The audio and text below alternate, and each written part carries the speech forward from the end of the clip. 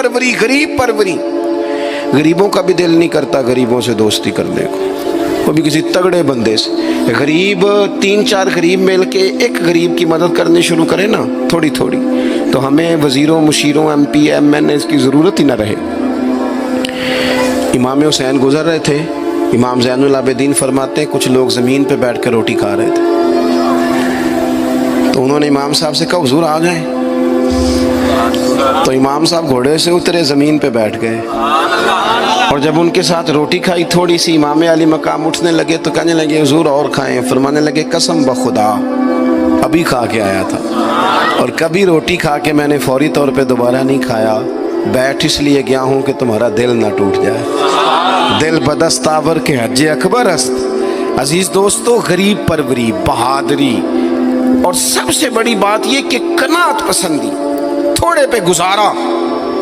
یہ جو ہم روز دکھ سناتے ہیں نا اپنے بیٹوں کے، بیٹیوں کے، پریشانیاں، آزمائیاں ہم نے طاری کر لی ہیں. میں اکثر کہتا ہوں کسی کی بیٹی اتنا کام نہیں کرتی اس کے ہاتھوں پہ چھالے پڑ جائیں، لیکن حضور کی بیٹی کرتی ہے. محبوب کی شہزادی یہ کام کرتی ہے کہ ہاتھوں پہ چھالے پڑ جائیں. نبی پاک صلی اللہ تعالیٰ علیہ وسلم کی شہزادی یہ کام کرتی تھی، ڈیوٹی کرتی تھی ذمہ داری سے. اور کنز المال میں وہ چمکتے دمکتے لفظ حدیث کے موجود ہیں کہ اونٹ کے بالوں کی بنی ہوئی چادر اوڑھ کے سیدہ فاطمہ چکی پیس رہی. محبوب نے دیکھا، آنکھوں میں آنسو بھی آئے. پتہ فرمایا کیا؟ فرمایا فاطمہ بیٹا دنیا میں تھوڑی سی تکلیف برداشت کر، آخرت کی ساری عزتیں اللہ تجھے ہی عطا فرمائے گا. اپنے گھروں کے اندر یہ خوبصورت ماحول لائیں. اور پھر سب سے بڑی بات یہ تھی کہ ان کا جو رشتہ تھا نا مصلی کے ساتھ. سبحان اللہ. یہ اذان کس کی ہے؟ اذان ایک کا ہی جواب دینا ضروری ہوتا ہے جی. زیادہ اذانیں ہو رہی ہیں نا تو ایک کا ہی جواب دیا جاتا ہے. آپ توجہ کریں میری بات پر. عزیز دوستو، نبی پاک صلی اللہ علیہ وسلم بڑی تگڑی ہے. او جناب وہ آج کل جو ہمارے نقیبے محفل ہوتے ہیں نا وہ تو کوئی صلی اللہ علیہ وسلم. ہمارے جو محفل کے اسٹیج سیکٹری ہوتے ہیں وہ تو کوئی 3-4 منٹ لگاتے ہیں جنت میں بھیجنے میں، پر نعت خواں تو 1.5 منٹ ہی لگاتا ہے. اندر تسی جلسہ کراؤ تو جنت تواڈی.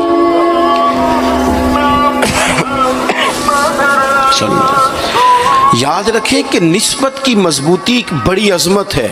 اللہ والوں کی نسبت بڑی چیز ہے، اور خدا دے یہ دولت تو یہ بڑی چیز ہے، یہ بڑی چیز ہے.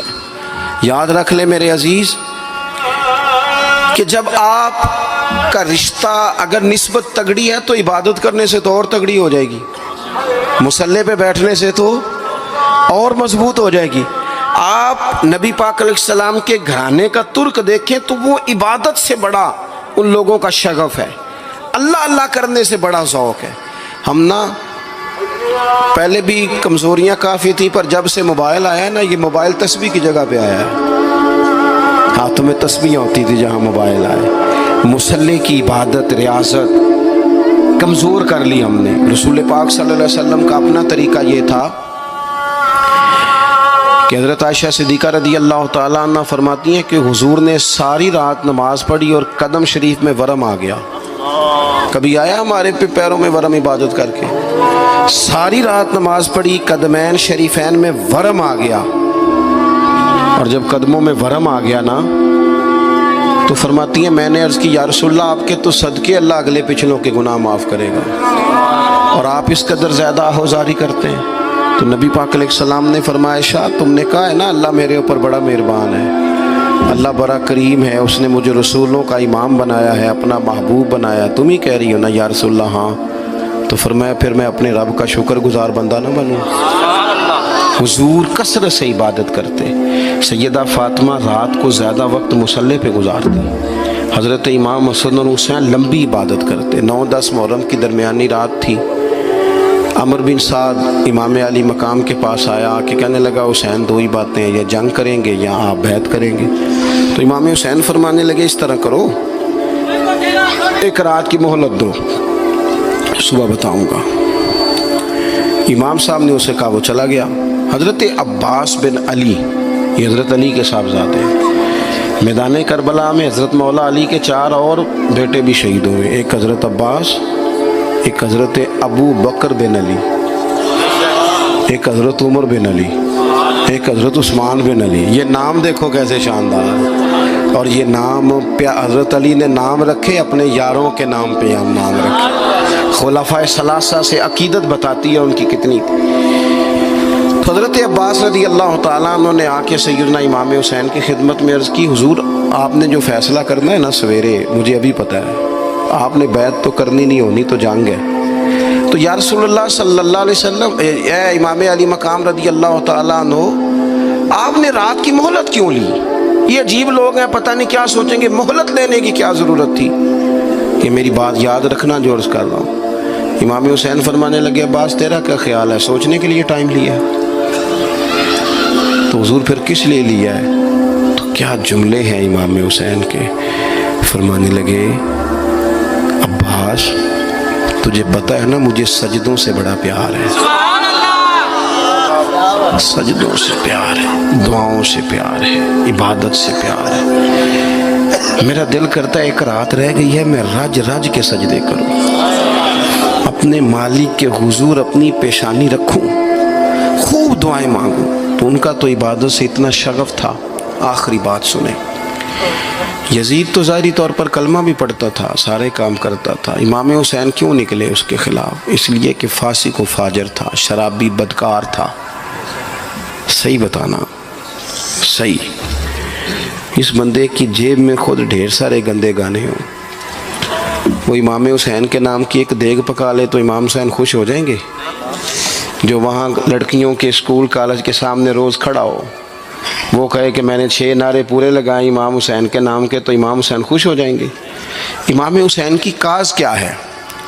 وہ کہتے ہیں کہ ایسے لوگ جو فاسق و فاجر ہوں، اعلانیہ گناہ کرنے والے، وہ کبھی بھی عنان حکومت پہ آنے نہیں چاہیے. اور اگر ہم سپورٹر ووٹر ان لوگوں کے ہوں، ہم انہی لوگوں کے سپورٹر ووٹر ہوں جو ظالم ہیں، فاسق و فاجر ہیں، اور ہم بات کریں امام حسین کی، ہم سے نہ رقم ہوں گے قصید یزید کے. ہم لوگ تو حسین کے سیرت نگار ہیں.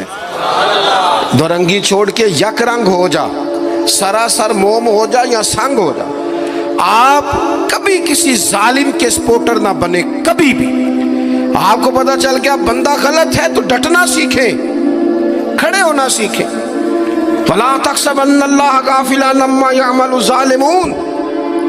اللہ ظالموں کے کاموں سے بے خبر نہیں ہے. کبھی کسی ظالم کی سپورٹ نہ کریں، کبھی بھی. میرے نبی پاک علیہ السلام نے فرمایا، جس نے زمین کی ایک بالشت پر ظلم کیا نا، اللہ 7 زمینوں کا طوق بنا کے قیامت کے دن اس کے گلے میں ڈال دے گا. کبھی کسی ظالم کے ساتھ کھڑے نہ ہونا، کبھی بھی، ایک منٹ کے لیے. وہ ایک دفعہ ایران کا ایک بادشاہ تھا، تو اس نے سوچا کہ میں اپنے بیٹے کو نا گھوڑ سواری سکھا لی ہے، تیر اندازی سکھائی ہے، تو میں نا اسے دین بھی پڑھاؤں. اس نے ایک بزرگ عالم کا انتخاب کیا کہ میرے بیٹے کو آپ نا کتاب و سنت پڑھائیں. تو بچہ ایک زمانہ استاد کے پاس کئی سال جاتا رہا. جب اس کی تعلیم مکمل ہو گئی نا، تو ایک دن فارغ ہو گیا، جس طرح ہمارے ہاں چلیں آمین ہوتی ہے یا دستار ہوتی ہے، بچے کی تکمیل ہو گئی. ایک دن ویسے ہی استاد صاحب نے گھر بلایا، کہا پتر میرے پاس آؤ. بچہ چلا گیا تو استاد صاحب نے اندر سے کنڈی لگا لی اور بچے کو کافی سارے تھپڑ مارے، کھینچا، زد و کوب کیا، مارا. بچے نے گھر آ کے والد کو شکایت لگائی تو والد کہنے لگے، پتر تیرے استاد عالم فاضل بندے ہیں، ایسے بلا وجہ مارا، میری سمجھ میں نہیں آتا. ماں کو کہا تو اماں کہنے لگی، پتر تیرا باپ کہتا تو ٹھیک ہے، چلو حالات بدل گئے، زمانہ بیت گیا، وہ بادشاہ فوت ہو گیا، یہ بیٹا تخت پہ بیٹھا. اب وہ درد نہیں جاتا تھا اندر سے کہ استاد نے زیادتی کی میرے ساتھ. اس نے پہلا حکم یہ جاری کیا کہ میرے استاد کو بلاؤ. استاد بڑے بوڑھے ہو گئے تھے، ضعیف تھے، چھڑی پہ جھکے ہوئے. 2 بندے لے کے آئے، استاد جی کو کھڑا کیا، استقبال کیا، کرسی بھی دی. کہنے لگا، استاد جی ناراض نہ ہونا، میں بے اختیار تھا، آپ سے پوچھ نہیں سکا، آج میں نے پوچھنے کے لیے بلایا ہے، میرا قصور کیا تھا؟ استاد صاحب نے یوں آنکھیں کھولی، کہنے لگے، پتر یہ جو آج دن آیا نا، اسی دن کے لیے مارا تھا. یہ جو آج دن آیا ہے نا، اسی دن کے لیے تیری پٹائی کی تھی. کہ استاد جی کیوں؟ کہنے لگے پتر کتنے کو سال ہو گئے مار کھائی کو؟ کہا کو 13-14 سال ہو گئے، بھولی تو نہیں نا زیادتی؟ کہا جی بھولی نہیں۔ فرمانے لگے اس لیے تجھے مارا تھا کہ ایک نہ ایک دن تو نے باپ کی جگہ پہ بیٹھنا ہے، پتر خیال رکھنا اگر میں نے تیرے ساتھ کوئی زیادتی کی تھی تجھے 14 سال نہیں بھولی تو بھی کسی کے ساتھ نہ کر بیٹھنا، اسے قیامت تک نہیں بھولے گی، اور ایک عدالت صبح قیامت بھی لگے گی، پھر وہاں جواب دینا ہے ثم لتسألن یومئذ عن النعیم۔ جو تمہیں اقتدار کی نعمت ملی ہے اس کا خیال رکھنا، اللہ تعالیٰ حساب لے گا۔ میرے دوستو کبھی بھی ظالم، وہ امام مالک مسئلہ بیان کر رہے تھے، فرمایا ظالموں کا مددگار بھی